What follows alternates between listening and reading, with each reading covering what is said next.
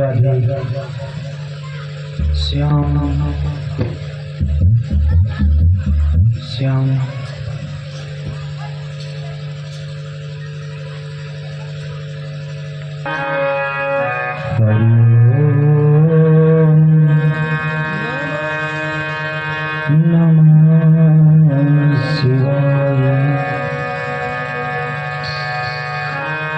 तुमेव माता च पिता तुमेव बन्धुश्च सखा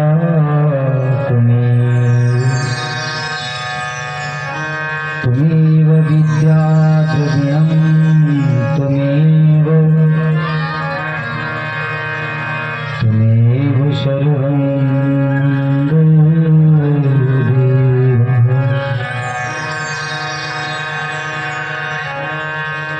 विघ्नेश्वराय वरदाय सुरप्रियाय लंबोदराय सकलाय जगद्दिताय नारायणाय श्रुतियज्ञ विभूषिताय गौरीसुताय गणनाथ नमो नमस्ते। माता रामा मत पिता रामचंद्र स्वामी रामो मत सखा रामचंद्र सर्वस्वी रामचंद्र दयालु नान्य जाने न जाने न जाने। राम राम रामेति रामे रमे मनोरमे सहस्रनाम तत्तुल्यं राम नाम वरानने। श्री राम राम रघुनंदन राम राम श्री राम राम भरताग्रज राम राम श्री राम राम रणकर्कश राम राम श्री राम राम शरणं भो राम राम। सच्चिदानंद रूपाय विश्वोत्पत्त्यादि हेतवे तापत्रय विनाशाय श्री कृष्णाय नमः। मनोजवं मारुततुल्यवेगं जितेन्द्रियं बुद्धिमतां वरिष्ठं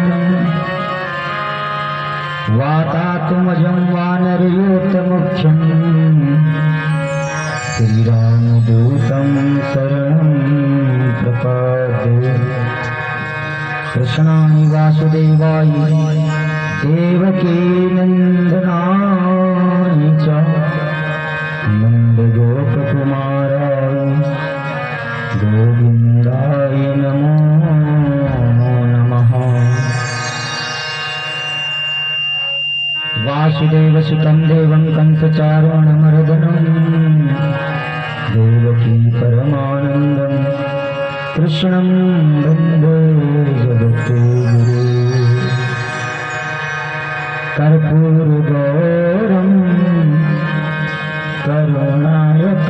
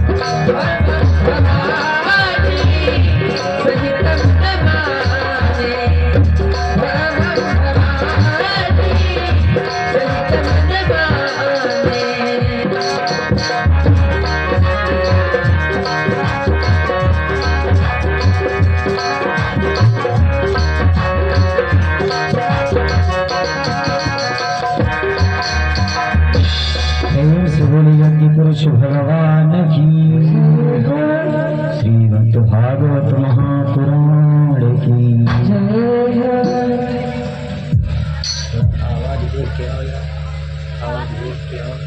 महाराज हम जाए थे तो बात श्री राधे। सुधार थे हम जाए का काम चलाओ। आज इस पावन पुराण को होते हुए 4 दिन व्यतीत हो रहे हैं। चतुर्थ दिवस की तृतीय बेला में प्रवेश कर रहे हैं। ये बड़े सौभाग्य की बात है कि आपके चरण इस पावन स्थान तक पहुंचे हैं। आपके चरणों में वो रज लगी है जिस पर ये प्रभु खींच रहे हैं, आपको बुलाने का आग्रह कर रहे हैं। वैसे इस गांव में, हमारे ग्राम सभा में 1500 की आबादी है। 1500 में कम से कम 15 चरणों में धूल लग जाए, हो सकता कल्याण हो जाए। लेकिन गलती हमारी और आपकी नहीं है, गलती है श्रद्धा की। श्रद्धा नहीं है मन में, और जब तक श्रद्धा नहीं होगी तब तक कोई काम पूर्ण नहीं हो सकते हैं। पैसे से कुछ नहीं हो सकता है भैया, पैसे के साथ साथ श्रद्धा भी बहुत जरूरी है। श्रद्धा नहीं होगी तो भगवान रोज आते जाते रहेंगे, कोई मतलब नहीं है। और बिना प्रभु के ये मानव रूपी जो गाड़ी है ना, ये चल नहीं सकती। फिर चलाने के लिए इसे काटना पड़ेगा। जैसे कुछ लोगों से पूछो भैया कैसी चल रही है जिंदगी, तो क्या बोलते हैं, महाराज जैसे तैसे कट रही है। तो काटो मत, ये जीवन मिला है ना, इसको जियो। और जीने के लिए केवल ये काम नहीं करना है, खाना पीना सोना जागना दौड़ना भागना, बस। इसके बीच में प्रभु के नाम का गुणगान करना, प्रभु के स्थान में इन पैरों से जाके प्रभु का दर्शन कर लो। क्योंकि जिन पैरों से इस तरह के स्थानों में जाने का सौभाग्य नहीं मिलता है, वो पैर नहीं है। जिन कानों में प्रभु के नाम की कोई गुंजार नहीं होती है, वो कान जो है ना सांप के बिल के समान होते हैं। जिस जीव से प्रभु के नाम का उच्चारण नहीं होता है, सुबह से शाम तक ना जाने कितनी बातें बोल देते हैं, लेकिन प्रभु के नाम को उच्चारण नहीं करते हैं। कहते हैं इसमें क्या रखा है, इससे होता क्या है। अच्छा, राम बोलने से कुछ नहीं होता है, कोई मतलब नहीं है। तो यदि आपको कोई गाली दे दे, उसका भी तो कोई मतलब नहीं है। तो एक बात ही, एक शब्द है, लेकिन बड़ी गुस्सा आ जाती है। क्यों? खराब है ना। उसी तरह से जब राम का नाम लेंगे ना, असर करेगा जैसे गाली का असर होता है, और शरीर में गर्माहट आ जाती है कि मुझे गाली दे दिया। इस तरह से यदि आप प्रभु का नाम स्मरण करेंगे, प्रभु का गुणगान करेंगे, तो इसका असर खाली नहीं जाएगा। और इन सब चीजों को लेकर चलेंगे तो ये नैया जो है ना, ये नाव इतनी सुंदर बनेगी और भवसागर को पार कर जाएगी। तो आए 2 लाइनें प्रभु के चरणों में। थोड़ा मशीन में दिक्कत हो गई है, इसलिए आवाज बढ़िया नहीं है। अभी तक बढ़िया थी, लेकिन ये कृपा सभी नहीं की है, चाहेंगे तो अच्छी हो जाएगी। 2 लाइनें सुने, इससे आगे पावन चर्चा। देखे वो जगदाधार इस भूमंडल पर आकर कैसे धर्म को स्थापित करते हैं और कैसे राक्षसों का विनाश करते हैं। पावन लीला दिव्य झांकियों के साथ श्रवण करेंगे, लेकिन इससे पहले 2 बार प्रभु का नाम स्मरण करें, 2 लाइनें श्रवण करें कि नैया सुनी सुनी लागे पतवार के बिना। ये नैया जो है ना पतवार के बिना सुनी है। पतवार कौन है? कि नैया सुनी सुनी लागे पतवार के बिना, और पतवार सुना लागे खेवनहार के बिना। पतवार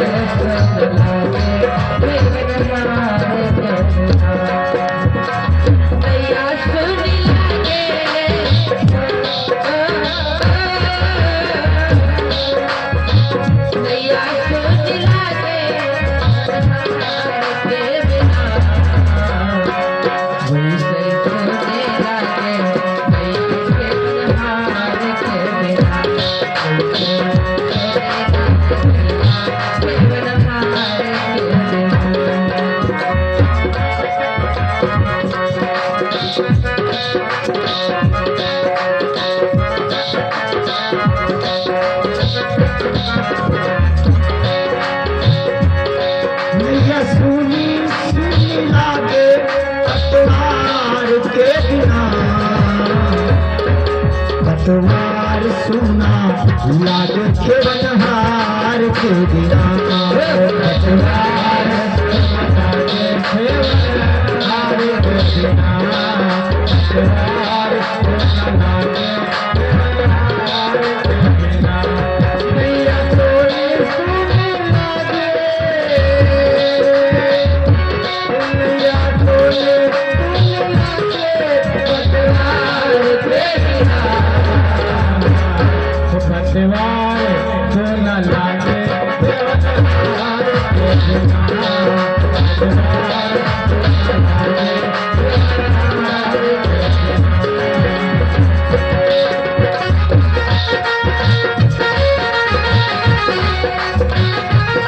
के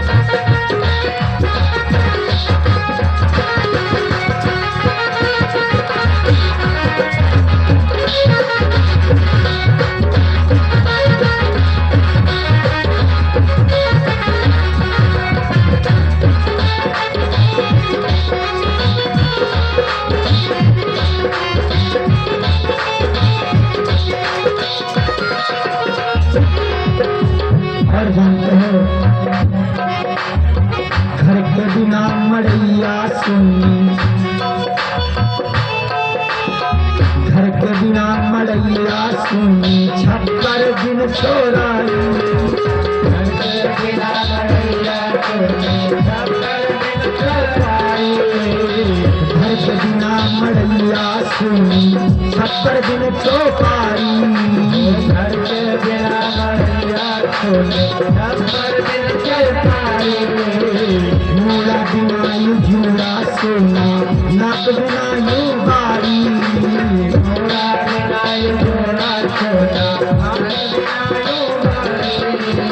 और मनिया सुनी सुनी लागे, मनिया सुनी सुनी लागे सिंदूर के बिना। पतवार सुना लागे खेवनहार के बिना। पतवार सुना लागे खेवनहार के बिना। नैया तोरी सुनी लागे पतवार के बिना। पतवार सुना लागे खेवनहार के बिना। पतवार सुना लागे खेवनहार के बिना।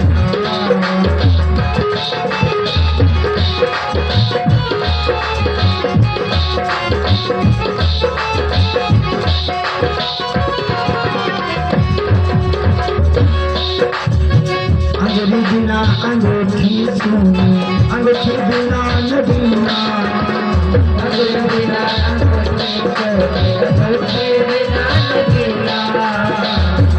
बिना अंगूठी सुनी अंगूठी बिना नगीना अंगूठी बिना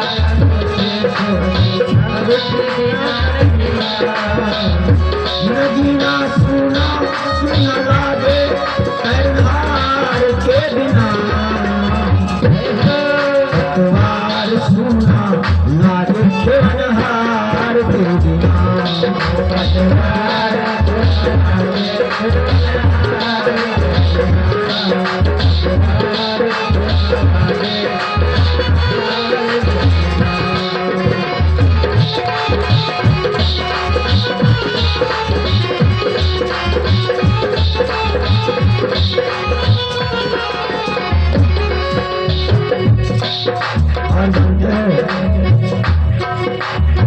मंदिर बिना ये मूर्त सुनी मूर्त बिना पुजारी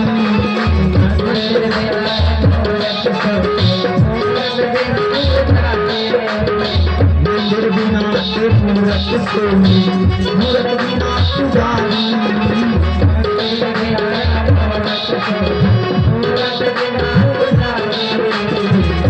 पुजारी सुना सुना लागे शंख भैयार के बिना पतवार सुना लागे हार के बिना पतवार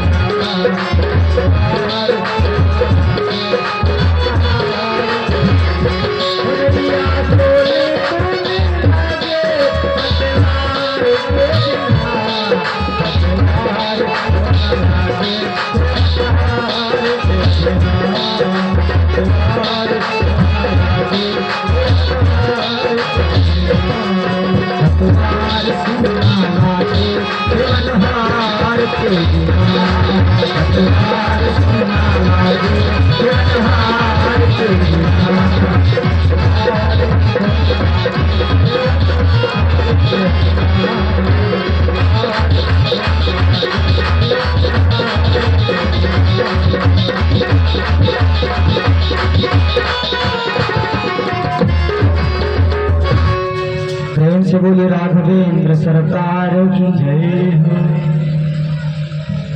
तो दोनों में भी हवा थोड़ी सही करो इस माइक की। दो लाइनें श्रवण किया, आए 2 बार प्रभु का नाम। अच्छा एक बात बताओ, जहाँ कहीं ये भागवत कार्यक्रम होता है ना, तो महाराज पहले 2 बार ये नाम क्यों बुलवाते हैं? डायरेक्ट कथा शुरू कर दे, कोई दिक्कत, लेकिन ये 2 बार प्रभु का नाम जरूर बोल के फिर शुरू करेंगे। ऐसा कौन सा नियम है? जैसे आप यहाँ से दिल्ली जाना चाह रहे हैं, दिल्ली, यहाँ से जाएंगे स्टेशन पर, दिल्ली के लिए टिकट काटने वाले बाबू के पास पहुँचेंगे तो पहले टिकट लेंगे। क्यों? क्योंकि आपको जाना है दिल्ली, और यदि टिकट नहीं होगा तो ट्रेन के अंदर टीटी परेशान करेगा। हम और आप कहाँ आए हैं? प्रभु के दरबार में। यहाँ का टिकट क्या होता है? राम नाम, राम नाम। यदि पहले राम नाम का टिकट नहीं है जेब में, तो ये मन जो है बहकता रहेगा इधर उधर, इस डिब्बे में कहीं उस डिब्बे में, और मन नहीं लगेगा। तो पहले इस मन को प्रभु के चरणों में अर्पण कर दो कि हे मन, 3 घंटे प्रभु के चरणों में मन को लगाना है, क्योंकि मन चंचल होता है। थोड़ी देर कथा में बैठा है, फिर मन कह रहा है मजा नहीं आ रहा है, चलो घर सो जाते हैं, क्योंकि मन चंचल है। और यदि मजा आने वाला हो, यदि यहाँ मजा आता होता ना, तो जगह नहीं मिलती है, दुकान उकान सब हटवानी पड़ती, क्योंकि यहाँ मजा आता नहीं है। यहाँ क्या आता है? आनंद। और आनंद ऐसे नहीं आएगा कि आए और आनंद ले लिए चले गए। आनंद तो तब आएगा जब आप कुछ समय व्यतीत करेंगे, ऐसे आनंद आने वाला नहीं है। तो सभी लोग 2 बार बोले और फिर पावन चर्चा।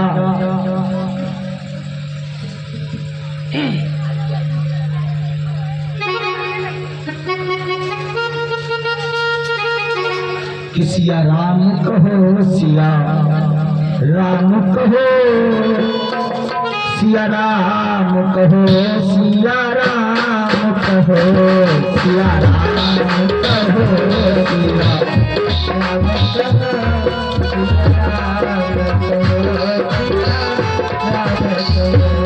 सिया राम कहो, सिया राम कहो, सिया राम कहो, सिया राम कहो, सिया राम कहो, सिया राम कहो, सिया राम कहो, सिया राम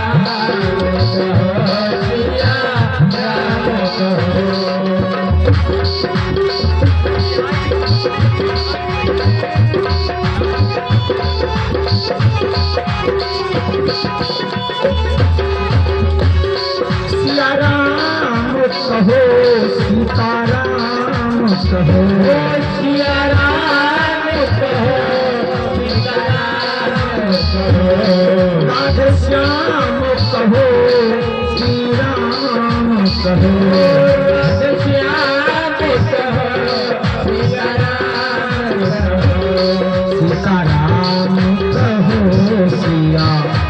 राम कहो, सीताराम कहो, सिया राम कहो, सिया राम कहो, सीता राम कहो, श्री राम कहो, सिया राम कहो, सिया राम कहो,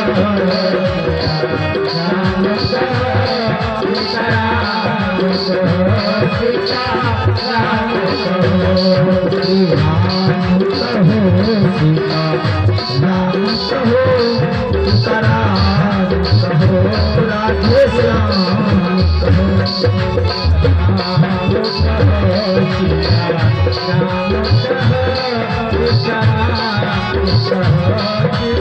सीता राम कहो।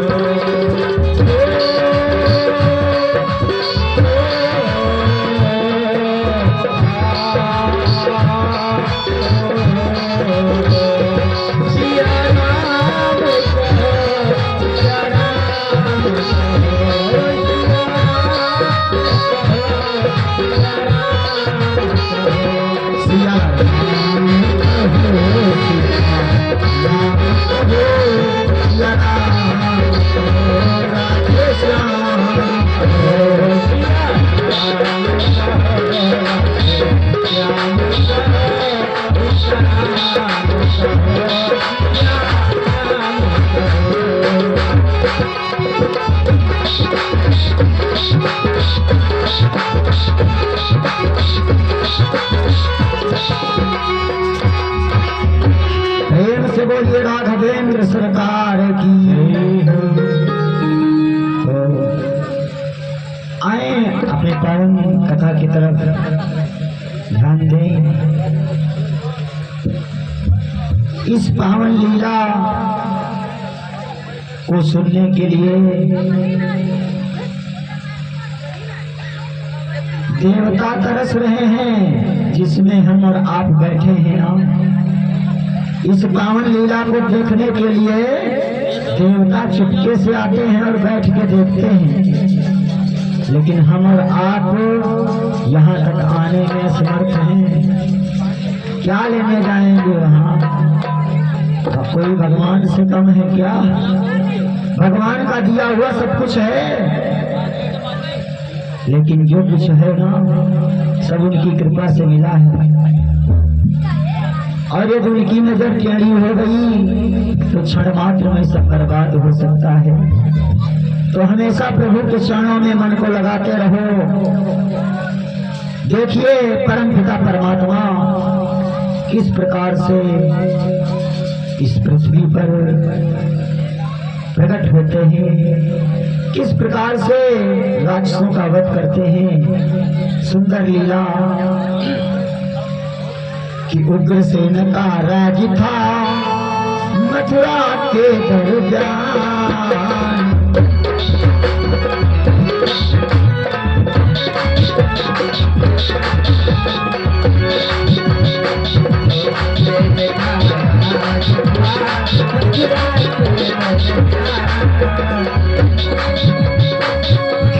तब सुख साज सबो किंतु न थी संतान।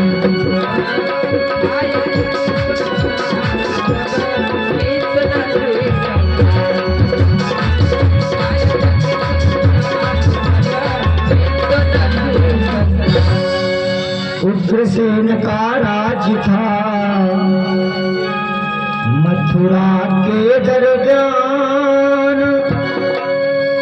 था यद्यपि सुख साज भी किंतु न थी संतान। मथुरा में एक राजा निवास करता था जिसका नाम है उग्रसेन। सभी सुख सुविधाओं से भरपूर अपना जीवन व्यतीत कर रहा, लेकिन घर में कोई किरकारी मारने वाला नहीं था, कोई संतान नहीं थी। राजा ऐसा धर्मवान गुणवान प्रजा को पुत्रवत प्यार करने वाला ज्ञानी, और उसकी पत्नी जानते कैसी, जिसका नाम है पवन रेखा। पवन रेखा इतनी सुंदर है कि एक बार चंद्रमा भी फीका पड़ जाए। ऐसी सुंदर पत्नी जो पटरानी का पद प्राप्त करके महलों में निवास कर रही, कि उसकी पतिव्रता पवन रेखा सुंदर सुशील पटरानी थी।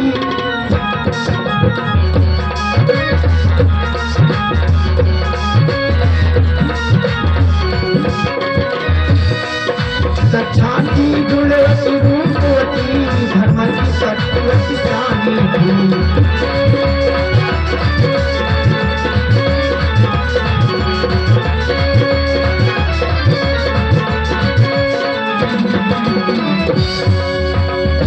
पत्नी पवन रेखा जो है अपने आप को पति के चरणों में 8 पहर समर्पण करती है कि दिनचर्या से पहले उठकर पति का शुभ दर्शन करती थी।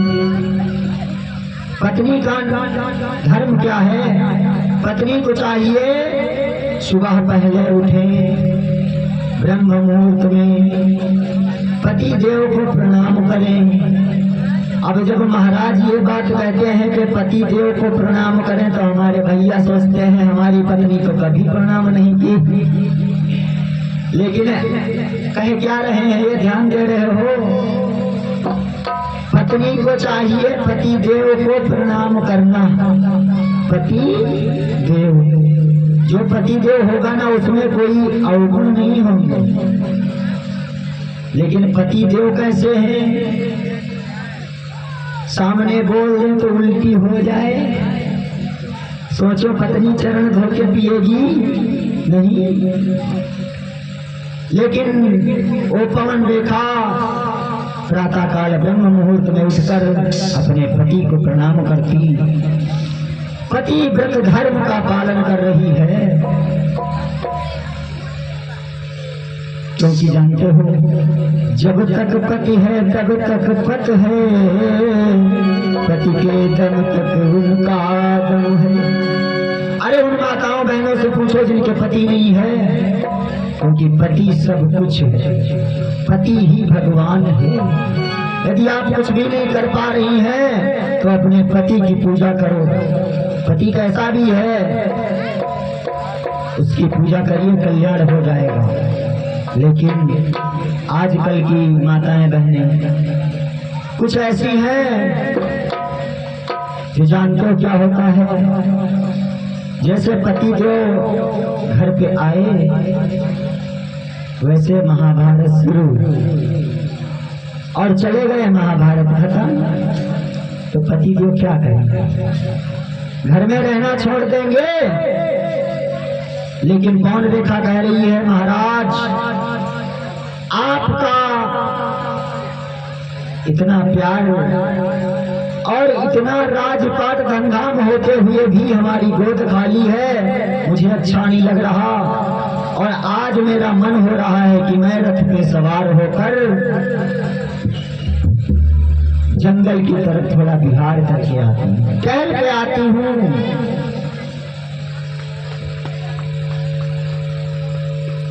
लेकिन जो सच्चा पति होता है ना, वो पत्नी की हर बात मानता है। उग्रसेन कहने लगे कोई बात नहीं प्रिय, तुम्हारा मन कहता है टहलने का तो जाओ, कुछ सखियों को ले लो, रथ सजवा लो और जाइए वन में टहल के आ जाइए। जा रही है कि एक रोज वह पतिव्रता पति की आज्ञा पाए, रथ पर चढ़ सखियों सहित वन में पहुंची जा रही है वन में और गुनगुनाती हुई जा रही है। अपने मन से गुनगुनाती जा रही है, गायन करती हुई फिरती थी सुकुमारी, उस बहार में लग पड़ी धीमी और गयारी। गुनगुनाती तो जा रही थी लेकिन एक दूसरी हवा लगने लगी, एक दूसरी हवा लगने लगी। एक राक्षस जो सोच रहा है कि पवन रेखा अपने महलों से वन को आई है और इसकी गोद खाली है, क्यों ना इसकी गोद भर दी जाए। लेकिन ऐसे नहीं जा सकता सामने, क्योंकि पतिव्रता है। और पतिव्रत जो नारियां होती है ना, पति धर्म निभाने वाली, यदि एक बार कह दे कि ये काम हो जाएगा तो ये पक्का मान लो कि हो गया।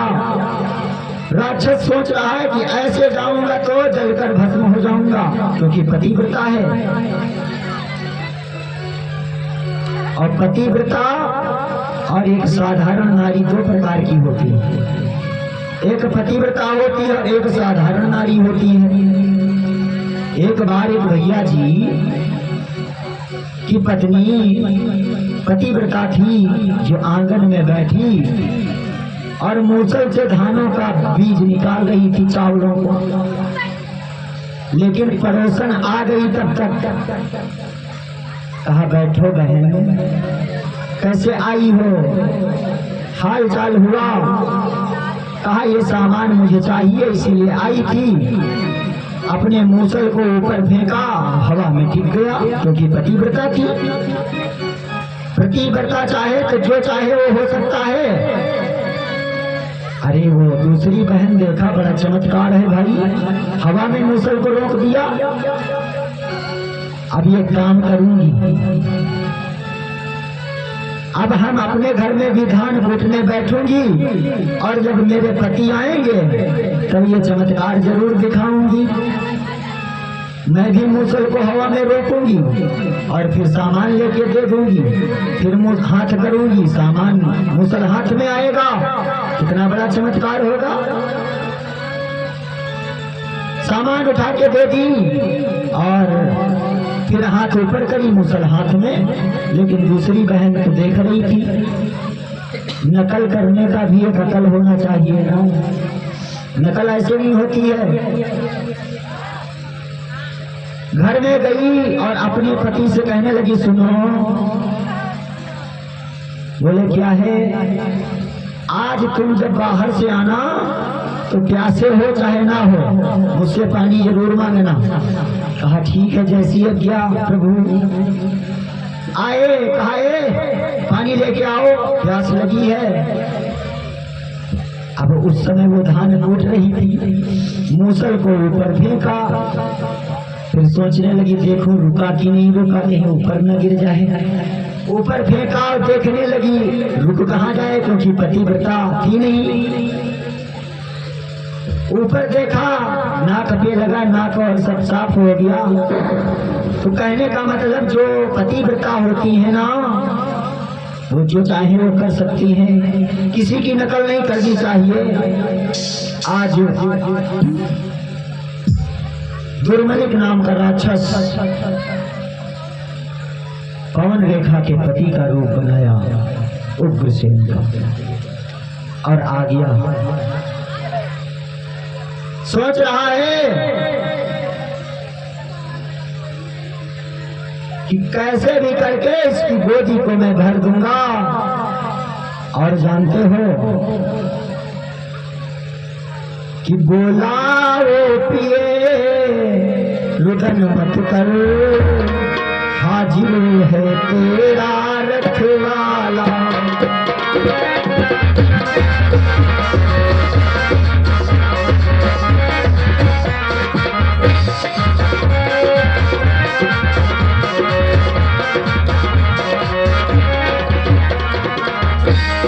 बोला वो पिए रुदन मत कर, हाजिर है तेरा रखवाला। मेरे सामने तुझे देखी है कौन बड़ा हिम्मत वाला।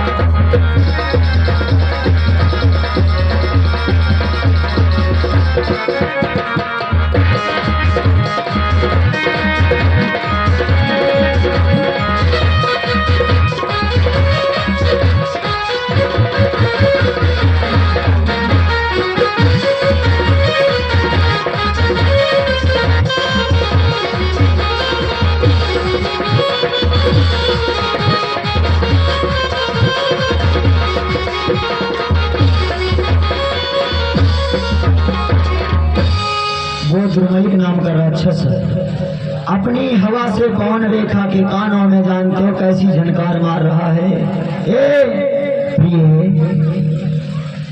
लेकिन जब सुना ये तो मेरे स्वामी की आवाज लग रही है, तो धीरे से रथ से नीचे उतर लिया। सखियों ने ध्यान नहीं दिया, सखियां रथ लेके चली गई। कौन रेखा उस जंगल में देख रही है कौन भैया आवाज दे रहा था, अब तो कोई नहीं दिख रहा है,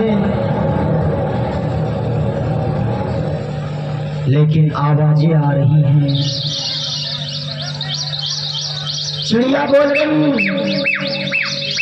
और दुर्मलिक अपनी हुंकार लगा रहा, प्रिय आ जाओ, मैं तुम्हारा पति, आओ इस वन में विहार करेंगे। लेकिन समझ ना सकी।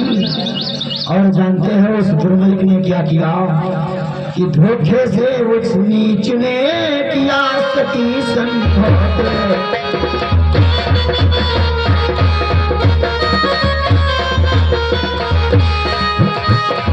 धोखे से नीच ने किया सती संभोग।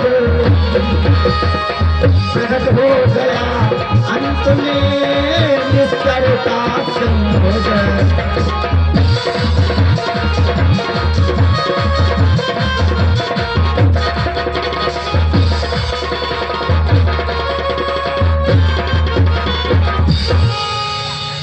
वो दुर्मलिक नाम का राक्षस उग्रसेन का रूप बनाकर और कौन रेखा का अस्तित्व नष्ट कर दिया।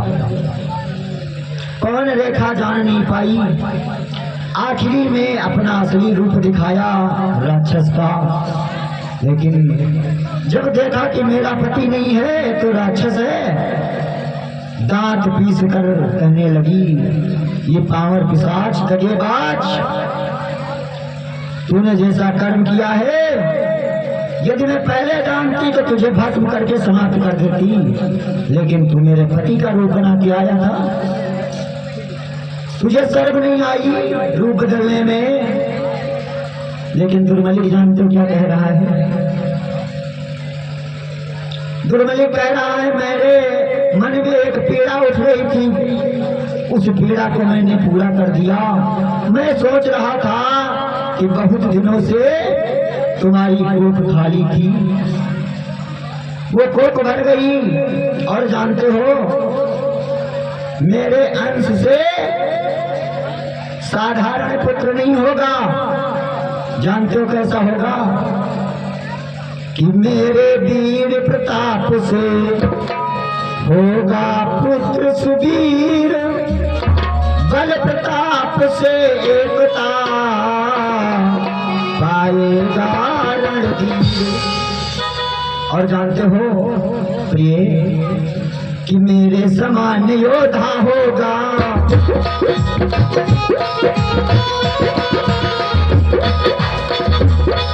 मेरे समान योद्धा होगा, कोई भी जीत न पाएगा।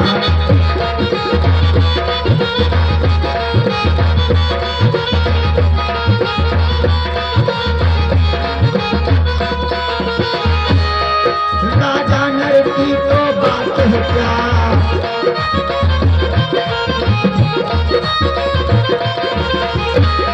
राजा नर की तो बात है क्या, इंद्र भी हार कर जाएगा।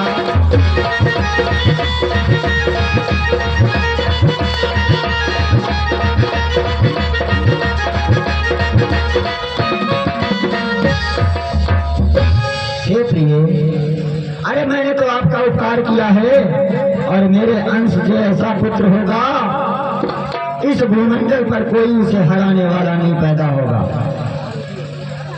और जानते हो, अरे राजा महाराजाओं की बात दूर है, एक बार इंद्र भी हार कर चला जाएगा। ऐसा प्रतापी राजा प्रकट होगा, पुत्र प्रकट होगा, जिससे कोई जीत नहीं सकता है।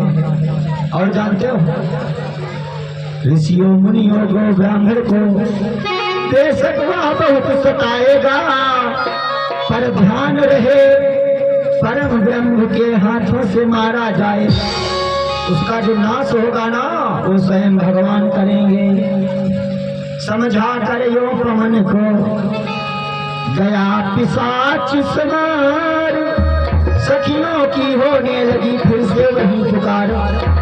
ये सारे कार्यक्रम हो गए, तब देखा सखियों ने पीछे की पवन रेखा रानी नहीं है रथ में। रथ को घुमाया, आ गई पीछे उसी रास्ते पे देखा, कहा रानी तुम यहाँ कैसे? लेकिन अब क्या बताएं, कह रही है सखियां ना जाने क्या हुआ, मैं रथ से नीचे गिर गई। एक बंदर ने मेरा सारा श्रृंगार बिगाड़ दिया, मैं बहुत परेशान हूँ, मुझे जल्दी से महलों में ले चलो।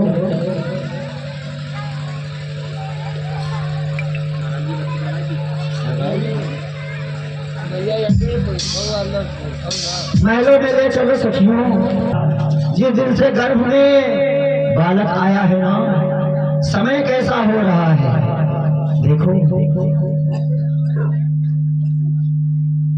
इस कारण बेचैन हूँ जो तू पाए प्राण, चलो बेग घर को सखी तबीयत है हैरान। कि पृथ्वी पर पाला पड़ा प्रकृति पड़ी उदास, कंपित नभ में पड़ गया मलिन सूर्य का भेष। घोर घड़ी नक्षत्र में प्रकट हुआ कंस। समय व्यतीत हुआ, 9 मास जब पूरा हुआ तो एक पुत्र का जन्म हुआ।